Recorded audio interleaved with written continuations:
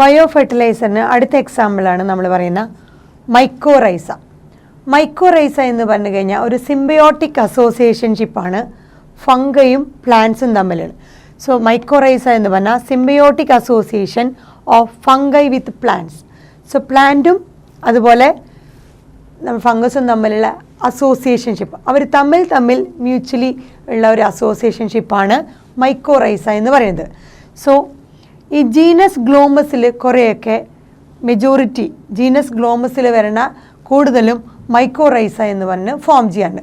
So genus ഗ്ലോമസിലുള്ളതൊക്കെ കൂടുതലും mycorrhiza type relationship form ചെയ്യുന്നതാണ്. Mycorrhiza എന്ന് പറഞ്ഞാൽ ഫംഗസും പ്ലാന്റും തമ്മിലുള്ള സിംബയോട്ടിക് റിലേഷൻഷിപ്പാണ് മൈക്കോറൈസ. സോ ഈ മൈക്കോറൈസ റിലേഷൻഷിപ്പ് അല്ലെങ്കിൽ ഫംഗസും പ്ലാന്റ്സും തമ്മിലുള്ള റിലേഷൻഷിപ്പിലുള്ള അഡ്വാൻറ്റേജ് എന്താണെന്ന് വെച്ചാൽ ദേ എബ്സോർബ് ഫോസ്ഫറസ്. ഫംഗസ് എന്താ ചെയ്യണമെന്ന് വെച്ചാൽ സോയിൽ നിന്ന് ഫോസ്ഫറസിനെ അബ്സോർബ് ചെയ്യുന്നു. ബിക്കോസ് ഫംഗസിൻ്റെ ഫിലമെൻറ്റ്സ്, ആ ഹൈഫേ പോലത്തെ ഫിലമെൻറ്റ്സ് ഡീപ്ലി റൂട്ടിലേക്ക് പെനിട്രേറ്റ് ചെയ്യാനുള്ള കഴിവുണ്ട്.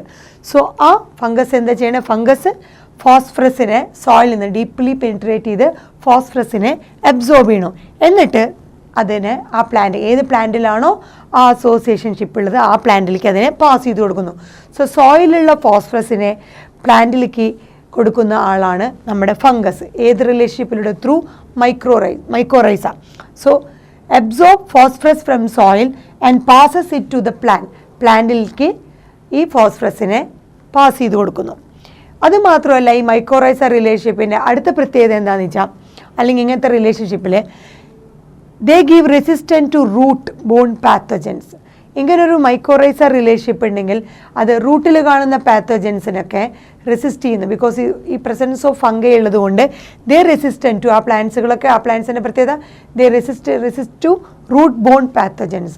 ആ റൂട്ടിൽ കാണപ്പെടുന്ന പാത്തജൻസിനെ റെസിസ്റ്റ് ചെയ്യാൻ പറ്റുന്നു. ടോളറൻസ് ടു സെലിനിറ്റി ഉണ്ടെങ്കിൽ, അവിടുത്തെ സോൾട്ട് കോൺസെൻട്രേഷൻ അതുണ്ടെങ്കിൽ കൂടുതലായിട്ടുണ്ടെങ്കിൽ അതിനെ ടോളറേറ്റ് ചെയ്യാൻ പറ്റുന്നു.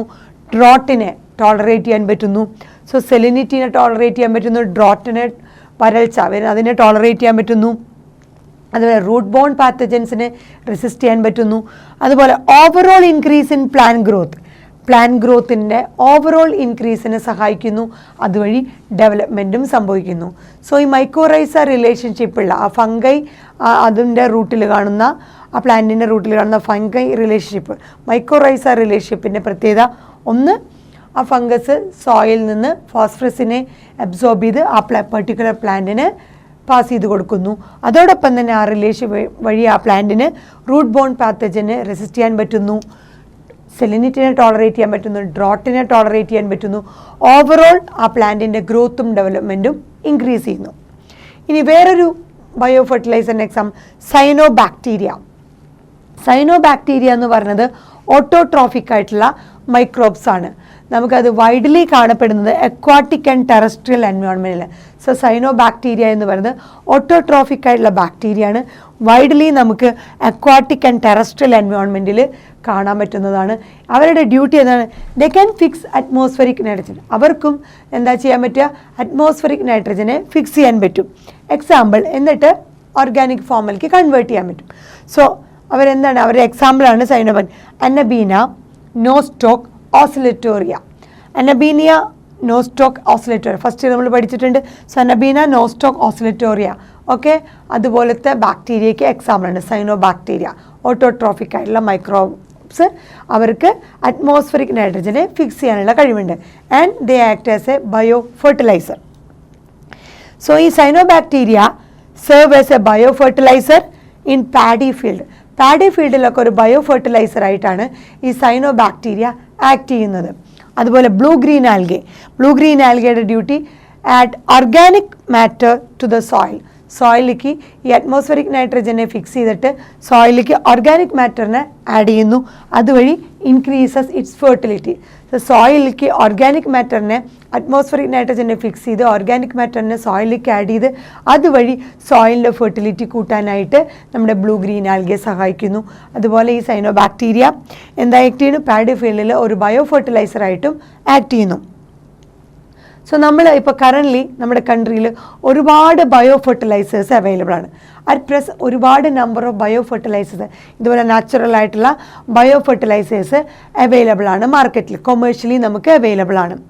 അതുകൊണ്ട് തന്നെ ഫാമേഴ്സ് ഈ പറഞ്ഞ നാച്ചുറലായിട്ട് കിട്ടുന്ന ബയോ ഫെർട്ടിലൈസറിനെ റെഗുലറി അവർ യൂസ് ചെയ്യുന്നുണ്ട്. അവരുടെ ഫീൽഡിൽ അവർ റെഗുലറായിട്ട് ഈ ബയോ ഫെർട്ടിലൈസറിനെ യൂസ് ചെയ്യുന്നുണ്ട്. അതുവഴി അവരെന്താ ചെയ്യണത്? റീപ്ലെനിഷ് ദ സോയിൽ ന്യൂട്രിയൻസിനെ റീപ്ലെനിഷ് ചെയ്യുന്നു, തിരിച്ച് എൻറിച്ച് ചെയ്യാൻ പറ്റുന്നു, തിരിച്ചു കൊണ്ടുവരാൻ പറ്റുന്നു. അതുപോലെ they reduce the dependence of chemical ഫെർട്ടിലൈസറിൻ്റെ ഒരു ഡിപ്പെൻഡൻസ് അല്ലെ അവരുടെ ഉപയോഗം പരമാവധി കുറച്ചുകൊണ്ട് അല്ലെങ്കിൽ കംപ്ലീറ്റ് അവോയ്ഡ് ചെയ്തുകൊണ്ട് അവരെന്ത് ചെയ്യുന്നു? ന്യൂട്രിയൻസിനെ റീപ്ലെനിഷ് ചെയ്യാണ് ചെയ്യുന്നത്. ഏതുവഴി?